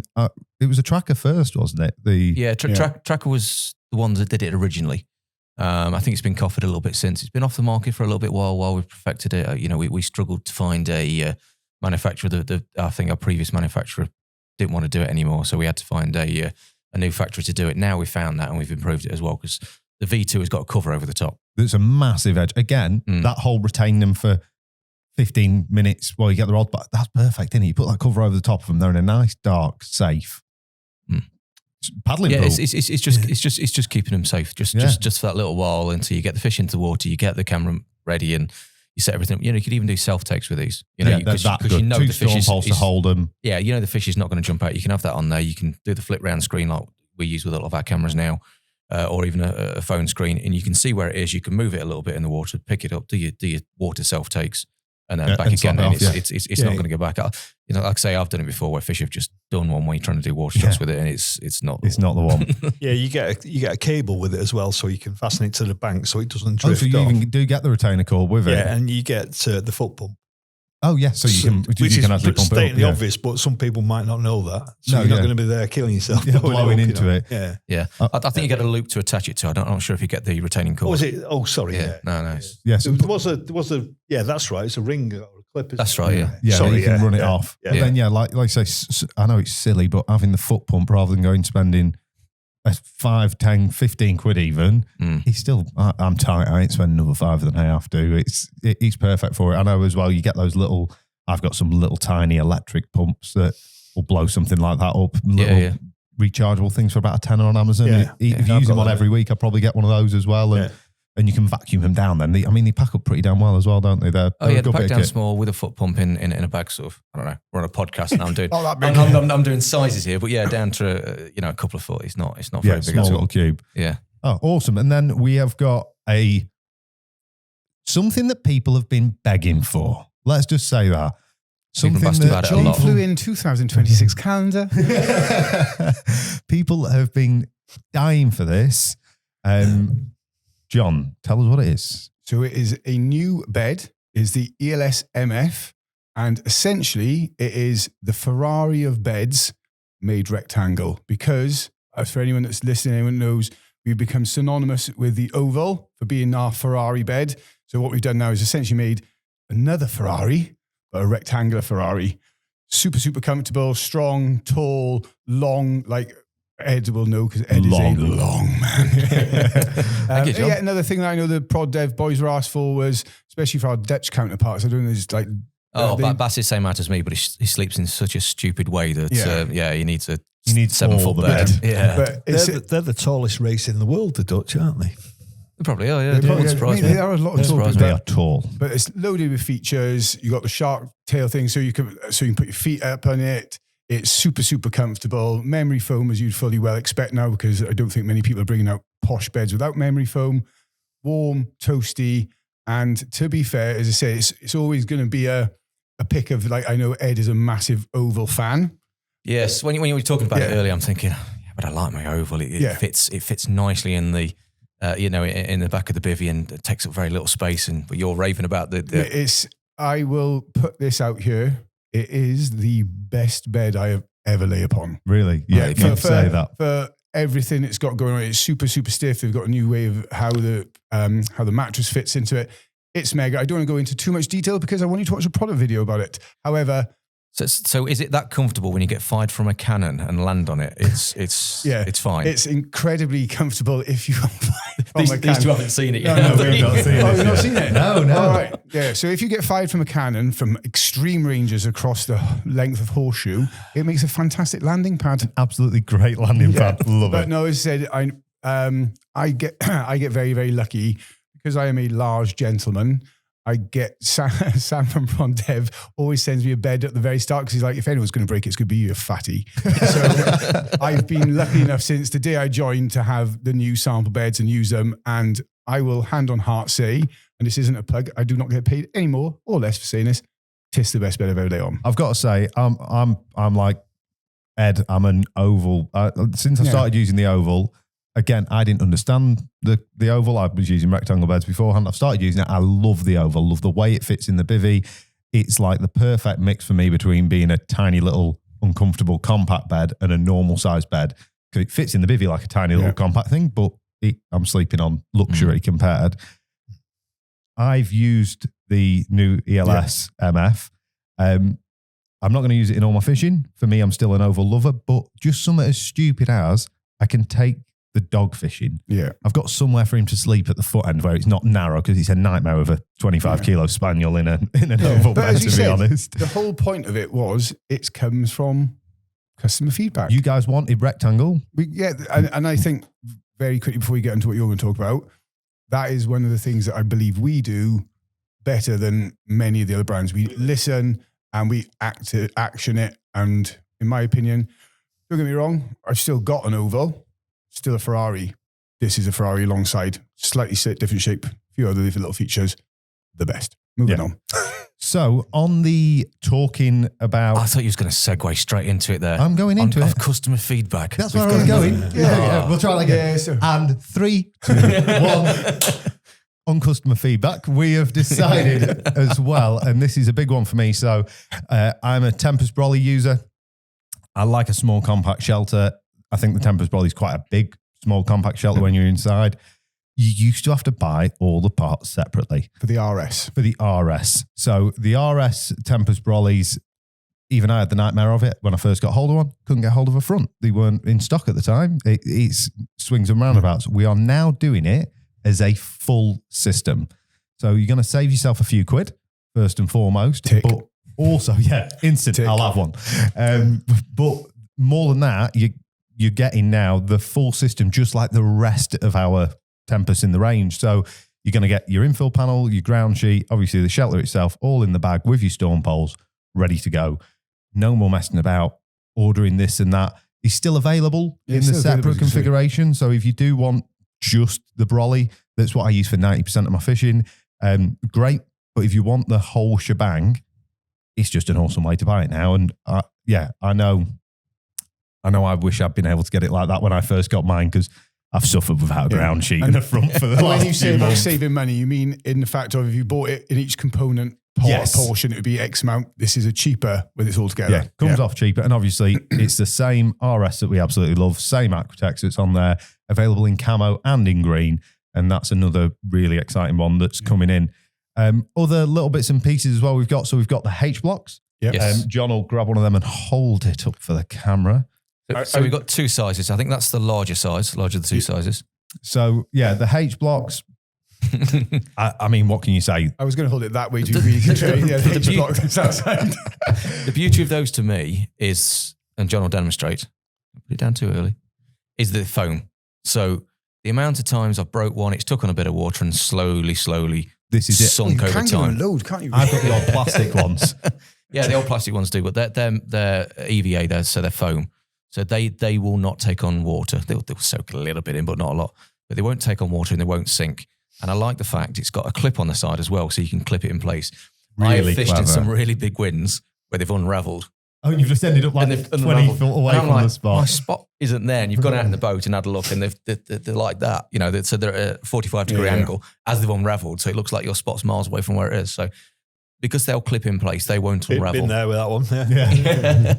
So they're really useful for a lot of sort of international fishing in the bigger UK waters. But yeah, it's the EU guys that are testing it, and I know the French guys and the Dutch guys especially sort of love them. Absolutely loving them. Yeah, I know in testing the guys have been going great. I like sending Marv constant emails trying to get their hands on them, aren't they? A few of them, like pestering for them, because like you say, there's not many around at the moment that are that durable. We did a video driving over them and all sorts of stuff, wasn't it, for one of the product videos, and they took the abuse. So yeah, that's all the stuff that's coming out. Obviously, if you want more information on any of it, the video will now be live, won't it? The walkthrough. The walkthrough is now live. Yep. So you John can being fired out of a cannon is now live. Fly through, I like to call this one. Fly through. fly through. It's a fly through. Really, really good. Jump over onto the YouTube and have a look, and all of it's available to have a read about on our website, or get in touch with your local stockist and ask them about it, and they'll be able to either get them in for you, or you'll be able to get anything on order that is not in stock yet. So yeah, exciting one with that. Now let's get on to the really exciting one. We alluded to it in the last podcast. We mentioned a little bit about it. I'm going to start us straight off with you guys watching the coming soon trailer, and it is our first underwater. Right, we're over on Brook Lake and we've got a camera in.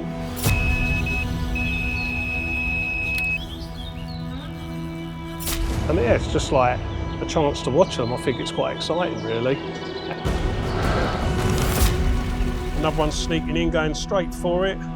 I ain't counting that as an aborted take. Whack! Go on, have that. So that's it, Trakker Immersed. So Yes. That's been out about, just trying to think when this podcast is going out. So yeah, it's been out about just over a week now. So most of you guys should have seen it, or a lot of you guys should have seen it. And if you haven't, go and watch it, because Yeah, it what have is you been really doing? good. And what we've done is we've filmed it in a slightly different way to a lot of underwater films. So Jerry fishes for the day, and then at the end of the day, we go, what do you think happened? Because Ollie, the cameraman's seen it all the way through. He knows what's happened. He's been watching that screen, scribbling stuff down. So all Jerry knows is that Ollie is scribbling stuff down, so something must have happened. I think it's interesting, like the watercraft of what do you think's going on now, Jerry? Nothing, mate. I've had a couple of bleeps. Maybe I've had a liner. No, you've just been done. Like, it's a really, really I don't know if cool, I could do it that way. That would make me itchy. That would. brutal way to do it. Yeah, have Jerry sat there all day twitching Yeah. away. And Ollie's like, I think you need to redo that rig. Why? Why? Yeah. Why? You've just been completely turned over and it's now off screen. It's like, really? And it is, you know, really, really good to see it, and really, really good to watch these sort of things, you know. I find it really entertaining. I love watching fish underwater. I love watching fish. That's why I've got a pond. Yeah. I just love watching their reaction to rigs, to baits, to baited situations, and see how they come in. And I think it teaches us so much about our own fishing. Yeah, 100%. You could almost turn the volume off and watch one of them and learn still, couldn't you? Never mind listening to Jerry telling you his thoughts on it. Well, that's what I used to do in the old days with the quarter ones. I used to switch it off and make my own mind up, because I was screaming at the screen, try a pop up, put a hinge out there, put a hinge. No, I think we'll go shorter and on the deck. It's like, no, we want to go longer. But yeah, everybody's got their own opinions on it, and that's what's good about it. So I'm looking forward to having a crack at it next year. And I think that's a big one to mention, isn't it? We've got quite a diverse team of anglers in what we do, and a lot of us are ending up in front of that camera over the next 12 months. I think it's going to be so interesting. Frank going crazy with methods. You going with these hinges on 18-inch rigs. John using worms again. and then, you know, everyone else doing all these different things. I want to do that rig with a hook on the top. I think that rig with your hook on the top will be... Yeah. And I think that's what's interesting, as you said, about what we're going to be doing compared to potentially others. We're not going to be... we're not going to be trying to catch the fish by any means. We're going to be trying to fish and see how the fish react to what we're doing. Fish how we fish. Fish how we fish. Because I said it's been done. We're not going to pretend that we're the first to bring this to market, because we'd be insane to lie like that. But I think what we're going to be doing, from what dealing with Ed and Ollie and yourself, all the other people that have been involved with it, is we are going to try and do it how we think, rather than trying to, we just want to catch a fish underwater. It's very different to fishing underwater. We want to learn, don't we? Yeah, so of course. we can catch more fish in a normal situation where we've not got a camera sitting next to it. So that's the main if we thing. can learn and get something from that, then I think that's going to help our angling, and hopefully anybody that watches it will help their angling. So yeah, it's a real interesting time for us. And the venues and the fishing and the angles we've got lined up are going to be different, because it's not manicured, it's not man-made, it's we're going to fishing lakes. We're going doing it properly. Yeah, we're going fishing lakes and we're trying to catch fish how we catch fish. And I think that's going to be I'm excited, because I know I've got one lined up. It's blooming exciting. Yeah, I'm most excited to watch people doing different things. Getting buddy. And I'm also excited if I get out to do one to just see whether what you've convinced yourself for years is the way and it works. Yeah. I'm going to be heartbroken, because you know it's going to go wrong, but it's going to be great to see everybody doing stuff so different. We're not, like I say, not just going to go in with this is we're going to fish a spinner on a 6-inch rig. We're going to, realistically, we've got some off the wall ways of fishing from quite a few of our team. I think it's going to be an awesome project. And let's be honest here, things do go wrong. I mean, you had a failed shoot, didn't you? Not like it was your fault, but we took a risk. We took a massive risk. Tricky lake to try and get something big. At the complete wrong time of year. The wrong time of year. Yeah. And we'll overview it very quickly. Got the cameras in. After weeks of saying, I don't think this is the right time, but we're like, this is all we've got now. Let's just get it done. If nothing else, it's a good test tape. Turn the cameras on. Saw 4 big fish, of which one was potentially one of the biggest in the lake within the first 10 seconds. We then proceeded to sit there for a week and not see another single fish for the entire week. But this is what is like, and I say people in a real situation, we would have packed up and moved probably day 2. Yeah. But it's such an ordeal to do it all. But we have got it rebooked in the right time of year. But yet again, we could have lied. We could have said that didn't happen. No. It's honest. Everybody blanks. Every single element that you see on the immersed cameras will be genuine. 100%. I mean, we've had to pull shoots. We've had obviously that one with that one.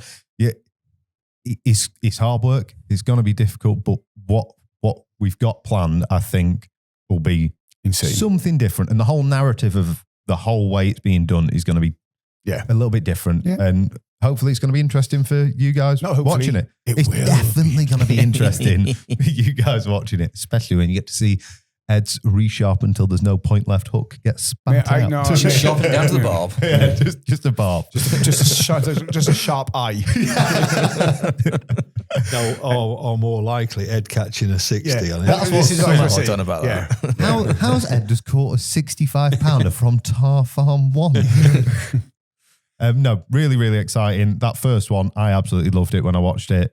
And I think, and shout out to Ollie, who's big love on that one. Because our long-haired cameraman. Well, his hair's getting thinner every time he does. You've only long hair by episode 3. Yeah. He was dread when I ring up. Yeah. How's the shoot going? We've seen a couple in the area. Yeah. How's the shoot going? Well, nothing's really gone in front of the camera yet. Yeah. But that's what I mean. It's such a real thing that we're recreating. You can't fake it out. Balls behind it, And they're not months, they're a week. Yeah. That's the other thing. We're not spending huge, they are a week. Yeah. And it's got to happen. Yeah. On there with films, talking about weeks, places, we've got another one, Finding Freedom. Yes, this is a video born out of the fact that we were going down to film with Parker with Frank. So myself and Simon were going down. I says, we're going to fly. Simon's like, I want to fly. I want to use my own kit. I've got a camera kit. I've got this. I've got that. I want to drive. I said, okay. If you want to drive, we make something of the trip on the way down there. So Finding Freedom was all about a journey on the way down to Italy, not including the Italian bit, but it's going through France. So we do a night in the canal and a few nights down in the Alps and then drive across to Parco. So it's that little on the way bit before the Parco film that shouldn't have got filmed. But we were just like, well, if we're going to drive, we're not going to stay in hotels all the way down. And we've done it. Me and you have done it, haven't we, John? That 12-hour trip, because we stop at Troyes on the way down, which is sort of 4.5 hours from Calais, and then do the rest of the journey, which on the sat-nav says 9 hours, and then you get stuck at Mont Blanc Tunnel for 3.5 hours. Or and like 12 or 13 hours. Yeah, then you rock up in Parco, and you're just stressed to hell, and you're a bit late, so by the time you're having a beer and stuff, you've got to rush around and try and grab some food on the fly because you're not there till late. But so I mean, flying as you did this time is much, much easier. Or you take your time, you get halfway down there, and then you do a little 6-hour across. Yeah, well, I'm in the hotel on my 5th whiskey before you've even got across the channel. And that was just in England. Yeah. But no, I think it's an interesting film about making the best of your time. Yeah, it is. Yeah, it is 100%. Capitalising and some good fishing. Mega and fish. it's like we discussed before. It's what Forbidden Routes does. It's what Public Dream has done before. It's public fishing, so it doesn't cost a lot to do. The travel's the expensive bit. So we paid, I think it was €40 for an end of year ticket. So we filmed in October. End of year ticket. So that took you through till October, November, and December on a French Federation ticket, and we could fish anywhere from. So we started somewhere near, I don't know, Troyes. I think it was just south of Troyes. And we went all the way down to the southern Alps, right the way down towards Gap, around that sort of area. So it was right down there. I think we're only a couple of hours away from Nice and the French Riviera. So we were further down than what we needed to go, but further down than what we wanted to go, really. Yeah, but we just wanted that perfect lake with the mountains in the background. It's not about catching massive fish because we drove past a few 60-pounders on the way down there. It was about just being out there in the Alps and enjoying the fishing in the Alps, and that's what we did. So we did a night on the canal as a stopover, which is an absolute game changer because a lot of time we've done these international films and we've stopped at a hotel and it's cost you a lot of money for the hotel or cost Trakker a lot of money for the hotel. A beers and a meal out. Whereas a canal, you can literally park behind you or swim in the canal, bivvy up either side, flick, 3 rods, 2 handfuls of bait over it, and you're sitting back with a beer and a barbecue on before you know it. So it ain't a bad way to travel, is it? Let's be honest. No, that's it. And I don't want to give too much away, but we caught from the canal. Yeah. And that was great. And then we went down and we had a few from the Alps as well. And it's just a lovely little journey. But that's out on Sunday. So anybody that's interested in that can watch that on Sunday. So this Sunday, Definitely tune in. Media at us. Yeah, we are hammering media out. One film a week, a podcast every other week. Yeah, we're busy boys. Oof. Yeah, it's coming on and it's great. Yeah, no, it's mega. It's absolutely mega. Hopefully, hopefully, it definitely is a load of stuff that you guys are watching. And if there's anything specifically that you guys would like to watch or see us doing, or anglers paired up, or anything like that, let us know in the comments because we'll try and make it happen. Go Definitely. carp fishing in Australia for 2 weeks with John. I'll be there. That's a real good symposium, actually. I'll be straight over to Oz with you, mate. And then as our next little bit of news really is we're carrying on through show season, and it's one of our biggest of the year, one that is always great fun. Den Bosch. Yes. Yeah, it's a great show, Den Bosch. I did it last year. Are you doing it this year? No, I'm doing it this year, yeah. You're doing it this year, yeah. Frank's obviously going fishing. But, Yeah. that's what it is. You might not listen to the first podcast. Frank, you come to Den Bosch. I'm nearby. I'm in Belgium. Yeah. So Den Bosch is in Holland, and it's the old Zoala show as used to be, and they've now moved it to Den Bosch. And I think I'm right in saying it's the biggest carp show. Yeah, the Prague show's massive, but that's all stuff. That's fishing, yeah. The big one in the UK, that's all types of fishing, but Den Bosch is just carp. And It's everywhere massive. you go, all the stands are just carp, and everything's just completely carpy. And when you have a little walk around, there's every stand you got something in you're interested in. It's not, it's not laws here and a bit of feeder fishing there and whatever. Everything is proper carp, and it's a really good show to do. It's one of them when you got loads of space. You're not in a, I don't know. You're not like sardines in a tin. Sports hall in Essex. Yeah, or a cattle thing down in France or anything like that. You're in a proper arena, and it's just one of those really, really good shows to do. That village that it's situated in virtually is beautiful as well. Yeah, you know, pretty for little staying village, in we didn't get to see it. For an evening out. Oh, it's gorgeous. It's like, it's almost like Venice, a little Venice in the middle. You know, I'm not saying about canals and stuff, but it's just beautiful. No, it's a really nice it's a place. Good place to There's go. no time for that, mate. Show, hotel, show. Hotel, show, home, bye. It is no awesome show. I know last year I spent 3 days there and then found out there was another hall that I'd somehow missed constantly. I've been coming through the same doorways. Oh, so you missed. Well, you were obviously with another company then, weren't you? I might have been, yeah. And I walked into this random hall and went, oh my God. Everything I was looking for. Did you say it like that? Yeah. Oh my God. Oh my God. And everyone went, Is that a Dutch accent? Was it? No. I was looking for Monkey Climber to go and get myself a Carpy hat and sticker, and found it in this random new hall. Yeah, it's huge. Absolutely huge. But it's not packed. It's not, like you say, it's not uncomfortable. I was shocked by the surprising amount of English guys as well that were there. There's more here. Yeah. This first time I've done Den Bosch, but I've done Zoala a few times in the past. Yeah. And I really struggled with Zoala and English people because there wasn't that many. None there. The Dutch speak brilliant English. Yeah. And that's what it's probably the easiest international show to do. Yeah. Because they all speak English or 90-something% speak English. And it makes it much, much easier. Whereas some of the other shows like the Austrian show, you struggle sometimes with the language barrier, especially, Hungary was probably one of the hardest. Yeah, it's very difficult. I know it's saying one of the worst, but it's our fault, not their fault, that we don't speak Hungarian. Yeah, we're useless. Rather than they don't speak English. But yeah, it is hard work. Some of these outer territories, but Den Bosch, everybody speaks English. It's great. That means cheers in Hungarian. Oh, does it? Yeah, no, Frank knows cheers. I would not trust Frank to give me a translation at all after the French cabbage situation. Yeah, do not trust hello him. cabbage. There's hello little cabbage in every language. One day, I'll tell you the story about. I told the boys how to say hello and introduce herself at breakfast at Robert Reducer's hotel when they got a bowl of soup on the head. I don't know if that's going to be podcast. That's not podcastable. That should be like the offshoot show. That's not with podcast. Frank. Yeah, that's After not hours. podcast. No, yeah, really good show. Like I say, surprised how many English guys are out there. If you can go, really easy, nice cheap flight to Amsterdam, about 30 quid, 40 quid on a train from Amsterdam to Den Bosch. About 40 minutes on a train, I think. Yeah, it was 30 odd quid or something, I think, last year when I went. Great excuse. Night out in Amsterdam, go to the show. Show Julia Hunniford now. Is it Hunniford? It's like the travel show. But genuinely worth it. We took so many guys that had done that, and either Yeah, yeah. guys and the missuses that had come over, had a night in Amsterdam and then gone down to the show, or a big bunch of lads on a stag night or whatever else. Yeah, we've told the missus we've gone to a Carp show. Yeah. Here we are. Tactics. Right, come on, back to Amsterdam. Make sure you get the Apple pin sent for. Just check where's my location now, babe. Quick photo of the front gate and back to the dam. Absolutely awesome. Yeah, no, really cool place. And yeah, exciting one. Definitely another exciting one. We'll go from there. We've got no viewers captures again just yet because you've not seen the first podcast yet as we're recording this one. But you're not going to be looking at our ugly mugs again for another week. This time we have got some awesome captures from our team members. So I will get a few of them up now, and you've kind of grabbed. Right. So let me, before we get into this section, I was told, can you go through the pictures on our Dropbox and find some nice photos? What I wasn't apparently told is I had to research in depth all the people that have caught them and where they caught them from and the weights and what bait they were using.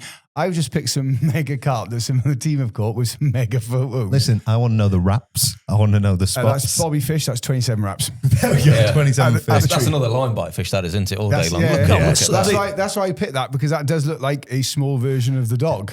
Yeah, that's why you had a love for it. These are some of the highlights of 25, aren't they, for Me, the boys, really? As I said, I think it's easy to sometimes forget the awesome team that we do have at Trakker. Some amazing anglers. Amazing anglers that live a normal life and are just dedicated carp anglers. It's very easily, like I said, I'm very blessed, as is everyone around this table, that we get to do a lot of fishing with the clock running, whereas these guys do it in their own time, you know, working solid jobs. You know, we've got teachers, we've got Bobby, I think, works for a vehicle repair guys. You've got Liam Ginger, runs a very, very successful brick business. It's like they are doing it on their own time, catching insane fish from tough venues, week in, week out. And we are very blessed to have each and every one of them. And these are just some highlights that I found. Yeah, definitely. Talking about tough venues, I think this is B2. Yeah. Yeah. The thing is, It's a variety of angler. Bobby can hold that up, and he looks cool, doesn't he? He's edgy. If you told me that was Brasenose, I wouldn't believe you just because Bobby's too I don't know if it is, I'm just guessing it is. 'Cause, I know he does like a brace nose, and he absolutely traipses the place. Oh, mate, he punishes. And I say, yet again, a guy who works, got a young family, his missus Yaz fish as well. Like, I know Bobby quite well. And he don't have to catch him. That group, the that boy little knows group how. is ping, ping, ping, ping, ping, ping, Yeah. ping. I mean, Bobby, if you are listening and watching, please put more than one message. I mean, because at 10 o'clock at night, seven I have to turn my WhatsApp off. It's like a frigging machine gun. yeah, mate, he does catch him, his old Bobby. Mate. Another one there that will throw up a Bobby, little bit of a different one again, bit longer. I and like the colour of that. Yeah, it's Yeah. nice on that. that all right. could be a linear carps, to be fair. It does look like a linear fish, a Wherever brass it's nose. from, lovely But fish. I want to say a brass nose one, but I'm not. Also, a mega photographer as well. yeah, good. Them shots are crisp. He's on the gaunt side, Yes, isn't I was he? going to say, yeah, he's on Gaunts now. Oh, is he? He's Yeah. on Guy's side as well. So, yeah. I know they're linear fish, but I have a feeling they're syndicate fish. They're the syndicate side. Okay, fair enough. I think so. So we'll go from there on to Liam with a properly pretty linear, really, really nice, like chocolatey fish there, orangey banger. bellied thing. Yeah. Where's that from, John? A lake that Liam fished. But no, the reason I put Liam in is because if you're watching or listening to this and you do not know who this man is, you are missing potentially, in my humble opinion, one of the finest anglers in the country. He's a And Terminator. You can agree, disagree. That lad doesn't have catch them, and he's caught them quick. He's caught them from hard waters. He's caught them all over the country. He's done really well in Europe. He is the fastest bricklayer in the north. But I've got a huge amount of admiration for Liam because he just catches them, and he's the most unassuming, nice, polite, gentle, well-spoken, as much as you can from Chef, lad. But an absolute, like the term gets used. It sounds like you want an extension building, John. Yeah. That brick building, I said. And as I said, he to me is the prime example of a high-end working man's angler. Yeah, definitely. One of, in my opinion, the finest anglers in this country. Yeah, no, the boy can catch him. Right. From that one, onto another one that's not from an easy lake as well. Okay. This one with that overslung I think they're both head. from the same lake. Are they both from there? I'm guessing they are, because that one looked like one from, I'm not going to name it because I don't know. Lake down in Cambridgeshire. Yes. It's not a easy lake. They're not throwing themselves on the bank. It's a long old way from Sheffield as well. Used to have proper old leaners in it. I'm not sure if any are still left, but I knew there were a few left about 10 years ago. So, but what a carp that thing is, like overslung head, black back. He's kind of not doing it a justice there with the belly in the water as well, because it's got a decent. Yeah, I just like the photo. Got on it, but awesome shot. Yeah, and it is. I look at the reflection and everything. Like again, the photography, something that you can't shout about. We get this question asked to us by people: how do you become a team member? Or da-da-da-da-da. And it's one of those things that's like a key skill. You can take a banging photo if you catch shots. It makes a big difference. Oh, it does, 100%. Yeah. If you can learn to pick up a camera and it's a great hobby to get into. Yeah. Somebody might employ you to go carp fishing, hey, John, eventually. If we talk about photography, and everybody on this table knows this, but what I like is the blur in the background, like it's got there. So the fish is mega, mega sharp. I'm not that bothered if a person's a little bit soft, a little bit soft, but that background wants to be blown out. And what that happens is it just punches that fish out of the photograph. Bit of bokeh. Yeah, bit of bokeh. So you see bokeh or boka? No, bokeh. Oh, is it with an accent? No, boka. I thought it was boka. I thought it was boka. AH is But boka's, I don't know. Bokeh. Anyway, great fish, mustard angler, lovely guy. And if you want any brickwork done in the north, contact me. I see Lee, I told you I'd get you in. Now we're going to jump down to a very carpy bucket hat shot. And we've gone south as well with this, haven't we? Way south. Proper south. We've gone proper south. Mr. Ollie, what's his name? Green? Good Hugh. I only know him as OG, which is terrible. OG Carp Ollie. Yet again, lovely guy. He's got a really good job as well, hasn't he? He's like works in Canary Wharf and all that lot, doesn't he? I think. Oh, does he really? Yeah. Like he's got a proper like high power job. Guy takes a great shot, but also catches some worldies. I think these are a mid-Kent fisheries. Yes, I think they're Chillen Mill. They're Chillen fish. That carp is disgustingly pretty, isn't it? It's like the orange belly, and he's got a nice jawline and good teeth. He has got a jawline and teeth. Yeah, if he doesn't do well in carp fishing, he'll make it as a male model. Yeah, he is. Yeah, but yet again, and I said this is why I emphasize these people is they all work hard jobs, but they get out, they put the time in, they put the effort in, they're catching the right fish at the right places at the right times of year, and they're making them look good. And 100%. This is what this selection of 4 people really do reflect for me when I look through.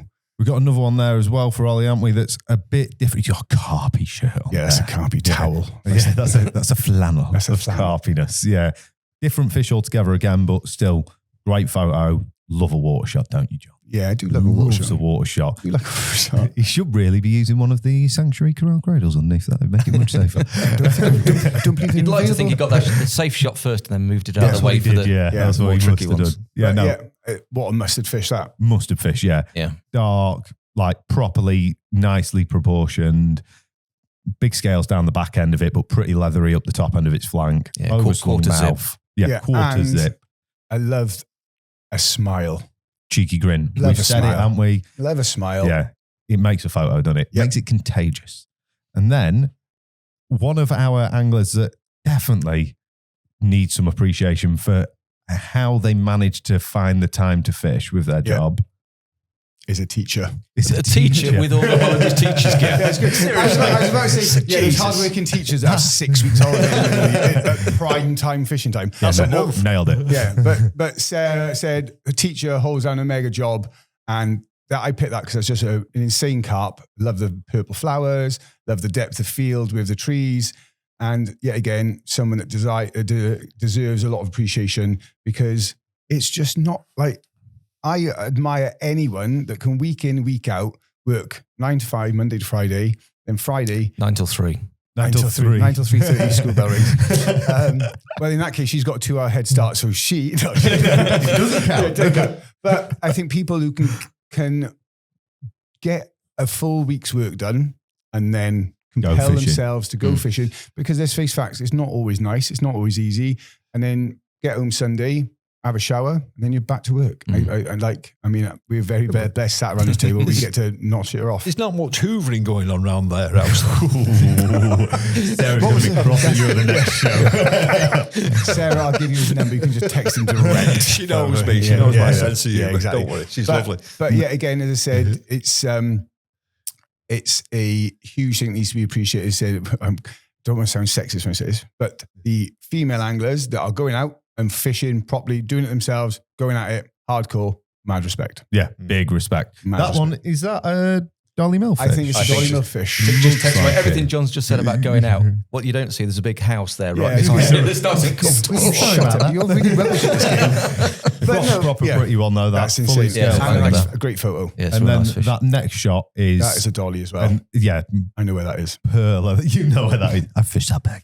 No, No, I didn't jellyfish that peg. proper nice one again, though. Yeah. And yeah, Sarah, Great shot again, isn't it? Yeah. Sarah's been terminating them for a long time, Yeah. hasn't she? I know some people will say it with the female angler thing, end up appearing in the media and stuff because they're female anglers. Nah. Sarah can wipe the floor with pretty much Yeah. anybody I can think of with a carp rod in their hand. I think it's the easiest thing to do is discredit it. Because, because it's a glump. No, No, she No. is dangerous. they catch it. And I Yeah. said those 4 people there were the people I skip through, and we got a big team of great guys and girls that I don't want to sort of cast shadow on, but those 4 stood out as great captures, people holding down a good job, holding down a hard job, working, grafting, and then still taking nice Yeah, photos for us. proper appreciation post for I those fight guys. to all.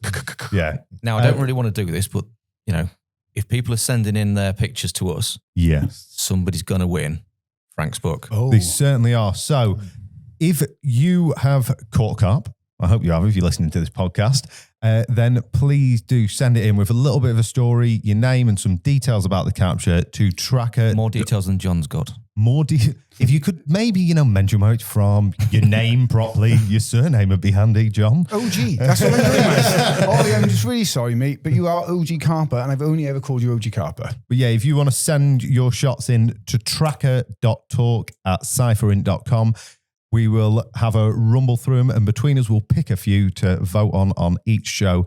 And it's your chance to win one of Frank's books, every bit of blue, with a nice little drawing. Yeah, on. see, if you're going to remember anything, yours is written in front of you. Yeah, that's right. Real nice drawing on the inside of it. Awesome book.